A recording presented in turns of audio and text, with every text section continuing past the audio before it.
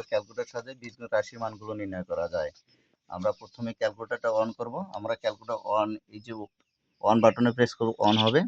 On হওয়ার পর আমরা একটা অঙ্ক এখানে রেখে রাখছি যে x - 1/x = 6 হলে x² + 1/x² মান 28 হবে। এটা কিভাবে আমরা করব? আমরা ক্যালকুলেটরে আমরা x - 1/x = 6 এটা ইনপুট দিব। তো আমরা x কিভাবে লিখব? x লিখব আমরা এই যে আলফা আছে, আর এই বাটনে প্রেস করলে আমাদের x হবে। তারপর এখানে মাইনাস বাটনে প্রেস করতে হবে।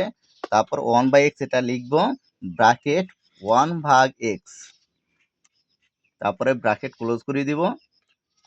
তারপর সমান বাটনে প্রেস করব, এটা আলফা আর ক্যালসি সমান হয়ে যাবে। তারপর এখানে 6 চাপতে হবে। আমরা দুইবার শিফট ক্যালস দুইবার চাপবো। তো আমরা দুইবার চাপি, শিফট ক্যালস আমরা দুইবার চাপলাম। চাপার পর আমরা অঙ্কটা উঠাবো। অঙ্কটা এখানে আছে কি, x² + 1/s²। আমরা ঠিক সেভাবে আলফা এটা চাপলে আমরা x হবে, পাওয়ার স্কয়ার পাওয়ার বাটন দেবো, এটা পাওয়ারের বাটন। এখানে এটা চাপার পর 2 চাপলে আমরা x² পাবো। তারপরে এখানে চিহ্ন আছে প্লাস, আমরা প্লাস চিহ্নটা দিব। তারপরে এটা লেখার জন্য ব্র্যাকেট শুরু করতে হয়, আমরা ব্র্যাকেট শুরু করব। আর এখানে 1/x, তারপরে কি স্কয়ার আছে, স্কয়ারের জন্য পাওয়ার 2 চাপতে হয়, ব্র্যাকেট ক্লোজ করে দিব। আবার সমান বাটনে প্রেস করলে আমাদের 38 অ্যান্সার হবে। আমরা সেটা প্রমাণ করব যে সেটা আসে কিনা।